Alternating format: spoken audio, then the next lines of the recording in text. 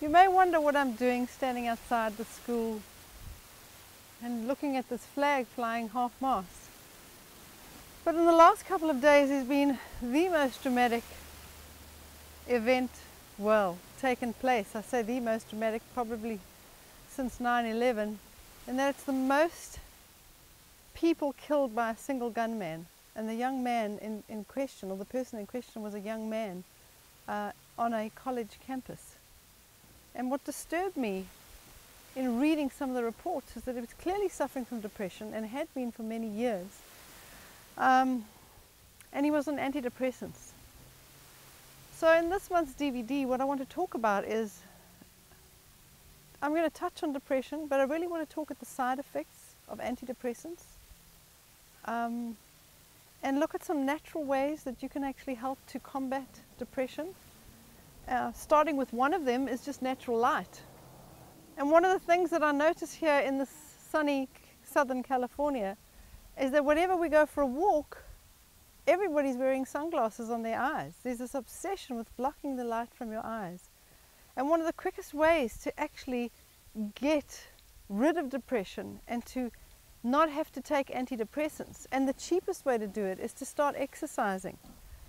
And so I suggest that one of the first things you start doing is get outside, start walking, uncover your eyes, wear a hat if you're worried about the sun, stay out of peak midday sun if the sun concerns you.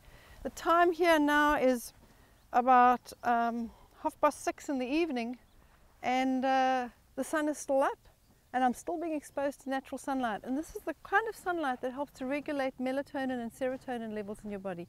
You've got a little gland behind the eyes called the pineal gland, and that gland produces melatonin and serotonin.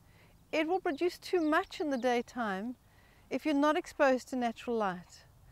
And if you're producing too much, you get pretty depressed, you're very tired, you've got no energy, and you're not going to produce enough serotonin. And serotonin is what makes you sleep well at night and keeps you happy. So one of the most quickest and most efficient ways to get rid of depression naturally is to get outside, as I said, start moving and get natural light. Exercise is best done outside, and if you want to go to the gym, let that be extra exercise. You need roughly 20 to 30 minutes a day of exercise and sunlight at the same time without any glasses on. That includes no contact lenses or prescription lenses. If you're as blind as a bat without your glasses and cannot see where you're walking, either take your guide dog with you or sit outside on your veranda with a hat on, and you don't have to look at the sun. You certainly don't have to look at it. You just have to be outside. Ultraviolet rays are needed by the pineal gland to regulate those two neurotransmitters, melatonin and serotonin. We'll go and look at some other methods and what we can do, and some of the research showing what antidepressants do to your body and what they can cause, what kind of strange behavioral problems they could cause.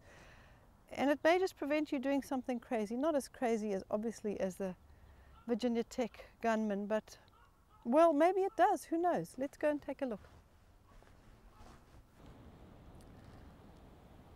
This issue of antidepressants is very, very depressing. I mean, it really is. I mean, we look here in the United States, over 200 million, probably more than that by now, because that was last year's statistics. In fact, it's 2005 statistics. Over 200 million people a year are taking antidepressants. Of those 200 million people, over 2 million of them are children. And we now have the Food and Drug Administration telling us that that antidepressants should be prescribed with caution because they found that it's causing serious suicidal behavior in children. So what I want to just cover is some of the major side effects that you find. I mean, besides the fact that something like Prozac, now there's not one antidepressant that doesn't cause side effects. I mean, Paxil, for example, causes all kinds of problems. And if we take a look at the side effects, you know, of something like Paxil, we could say mood changes, anxiety, panic attacks, trouble sleeping, irritability, agitation, aggressive, severe restlessness, mania, thoughts of suicide or hurting yourself, heart defects, life-threatening lung problems in newborn babies whose mothers take medicine during pregnancy. However, you may have a relapse of depression if you stop taking your antidepressant during pregnancy. I mean, you just can't win once you've started with this stuff. I just really must encourage you to look for other solutions, and we're going to look at some of them, okay? Let's just take a look at some of the side effects that Prozac has on the brain and the central nervous system. This is what really worries me. It has an effect on the body on the whole: chest pains, chills, infrequent chills, swelling in the face, tiredness, pelvic pain, abdominal syndrome, cardiovascular hemorrhage, hypertension, palpitation. I mean, you can go on, you just get on the internet and have a look at all the side effects. But when we're talking about depression and behavioral problems, and this is what concerns me, you put somebody that's clearly out of balance, clearly not functioning properly onto an antidepressant, and you could have any of these: agitation, amnesia, confusion, emotional instability, sleep disorder,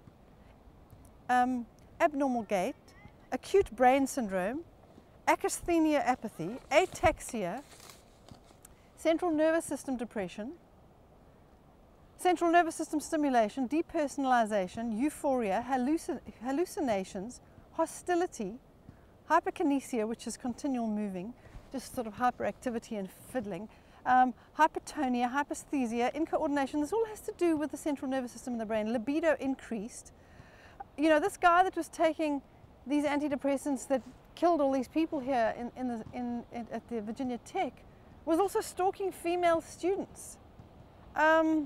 Neuropathy, neurosis, paranoid reaction, personality disorder, psychosis, vertigo, abnormal electrocephalogram, antisocial reaction, coma, delusions, goodness sake, neuritis, paralysis, reflex decreased, reflexes increased, stupor, and this is just in the central nervous system, and this is a drug that's supposed to be a cure for depression. I mean, you know, just things like respiratory system, asthma, hiccups, hyperventilation, emphysema. I mean, it just goes on and on and on. Urogenital system, special senses, it affects everything. It actually says in a block at the bottom on of the actual, you know, website of the drug company, antidepressants increase the risk of suicidal thinking and behavior in children and adolescents with depression and other psychiatric disorders. So why prescribe it? In fact, this is Prozac, which is the only drug that's allowed to be prescribed, or in kind of said that it's okay as far as the Food and Drug Administration goes. They're saying Prozac's the only drug that can be prescribed for children, and here it says children and adolescents with depression and other psychiatric disorders, it can increase the risk of suicidal thinking and behavior. Patients starting therapy should be observed closely for worsening depression symptoms, suicidal thoughts or behavior, or unusual changes in behavior. It's approved for use in patients under the age of 18. Now you go figure that one out. This is not a cure. I mean, there's so much you can do, and I know, because I suffered from manic depression.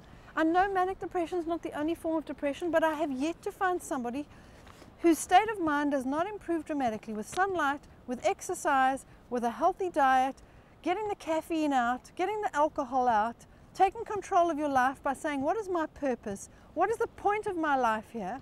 Starting to talk to God. You need to have a purpose. Children need to have a purpose. They need to know why they're here. If they just think they're here so that they can make more money like their mom and dad and drive better cars and live in a bigger house, and one with bigger windows like we've got up there. I mean, that's a nice flashy house that you've got over there. You know, and people don't even live there. I mean, I walk past that house every morning for the last 2 months, and there's nobody living in that house. What's the point? If that's your sole purpose in life, to accumulate things, no wonder kids are depressed if that's what they think the rest of their life is about. If that's what they've got to look forward to, is just working and working and working and working and accumulating stuff.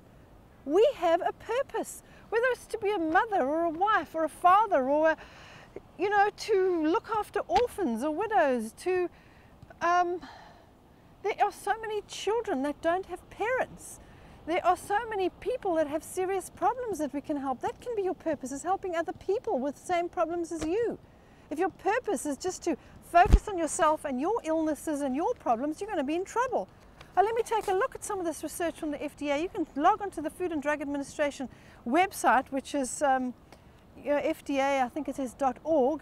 This information that I got from here is from the FDA site, but it's written in the Washington Post, which is washingtonpost.com. Although only one of these drugs has been approved for the treatment of children with depression, doctors are prescribing them to hundreds and thousands of American children every year. It's not hundreds and thousands, it's actually over 2 million.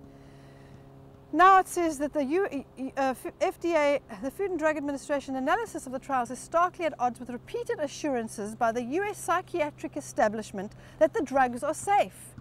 Now, I don't know whether the psychiatric establishment has shares in the pharmaceutical industry. They probably have. There's not one pharmaceutical company that's not a listed company on the stock exchange. They have to make profits. So they've probably got every person prescribing it in their pockets. I mean, it says patients and impassioned families pleaded for more urgent action at a day-long meeting of an expert advisory panel yesterday. We were told that Paxil and Prozac were wonder drugs, said Glenn McIntosh of Austin, whose daughter Caitlin, 12, hanged herself with shoelaces weeks after being started on Paxil and then being switched to Zoloft. We were lied to. They don't have a daughter anymore because she went on this drug. Now, I don't want to blame the parents, but as a parent, I would think the first thing you look at is what's wrong with my child's lifestyle or diet? Is there anything in their diet? Number one, refined sugar would cause depression. Lack of essential fatty acids would cause depression. Lack of exercise. If the kid is just sitting in front of television and never exercising. If the child's living on junk food, that is going to cause depression. That is a known fact. There's no argument about this stuff anymore. Most doctors believe that drugs, collectively known as selective serotonin reuptake inhibitors, or SSRIs, save the lives of many depressed children. Top researchers have warned of dire consequences if the use in children is banned. What are the top researchers? Where are they from? Pharmaceutical companies, of course. And here we're dealing with serotonin. How do you get serotonin? Get out in the sunlight. Everybody's keeping their kids indoors because they're worried about natural light. They're just happy that they're sitting in front of the computer because they think they're safer there, but they're getting depressed and taking their own lives. So instead of, they're nervous about them playing outside in the park because they think, somebody's going to abduct them, but they're taking their own life. I mean, it doesn't make any sense. One company, Wyeth, has warned American doctors not to prescribe its drug Effexor to children. Gary Cheslick of Vicksburg, Mississippi, who said his son Justin hanged himself after taking Paxil, noted that the data that prompted Wyeth's warning had been available for years. It had been available for years, and only then did they put the warning on. I just don't understand this. We've got to actually start doing something drastic about it. Many families questioned why neither the company nor the FDA had acted earlier. I wonder why. Did money have anything to do with it? Increasingly, American doctors have come to rely on drugs. Officials said yesterday 2.1 million prescriptions for antidepressants were written for children in 2002. It's 2007, 5 years later, and we still don't have updated data. In all the trials, children with similar levels of depression were randomly chosen to receive either drugs or dummy pills. These were the trials they did. There were 109 who were reported to have made at least one suicide attempt or at least suicidal thoughts after taking a drug. Now, these children were screened specifically to make sure that there was no suicidal behavior, no suicidal thoughts before they took the drugs. So this is one of the things I find interesting. They were screened, they had no suicidal tendencies whatsoever. The company screened these children, okay? Of the 109 children, 66 harmed themselves. Among them, 19 cut themselves. 37 took overdoses of pills. 2 children tried to hang themselves. There was 1 case of self-burning. The last 3 suicide attempts were halted by alert caregivers. 47 were hospitalized, but none committed suicide. David Healy, a Welsh psychiatrist who has campaigned for the more careful use of medicines, estimated that about 500 American children have already taken their own lives as a result of antidepressants. Irving Kirsch, another critic, said the vast majority of clinical trials had failed to show that the drugs made patients any better than did dummy pills or placebos.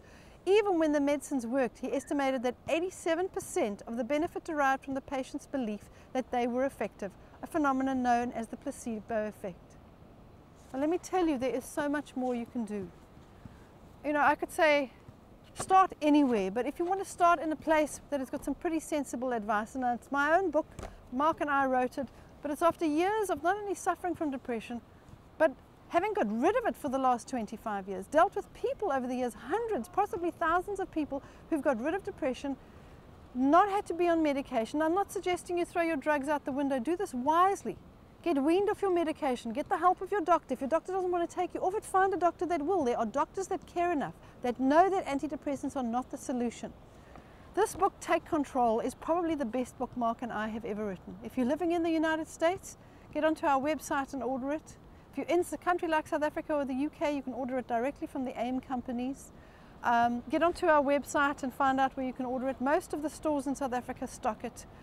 But it's really about taking control of the things in your life that you can and letting go of the things that you cannot. And one of the things you can take control of is your mind. And as I said earlier, you can take control of it with exercise, with spiritual well-being, knowing who you are, knowing who God is in your life, knowing what your purpose is in life. There are 2 very detailed chapters in here on your mind and your food and your mind and your lifestyle. And I cover every possible food and every possible lifestyle habit that could possibly affect your mind. I also cover what the side effects of antidepressants are. And it's something that I feel you should be, every family, if there's any history of mood swings, behavioral problems, aggression, strange behavior, anything like that, read this book. I'm begging you. If you don't read it, at least get on the website and look at the side effects of the drugs. But if you're going to take control of your life, you need to know how to do it, where to start. You may find your financial state is causing problems. Well, this book tells you how to take control of your finances. It tells you how to take control of how to make sure you're getting enough natural light, how to make sure you're getting the right kind of exercise. Just, please, I beg you, do something that doesn't involve medication and drugs, if possible. There are so many other things you can do. Don't just not take the drugs. You can't just eat rubbish and do anything you want to and not take the medication. You've got to be active and take control of your life. Other than actually begging with you anymore, I don't really know what to say. I just know that when people have done what I've suggested they do here, their lives have changed dramatically and for the best.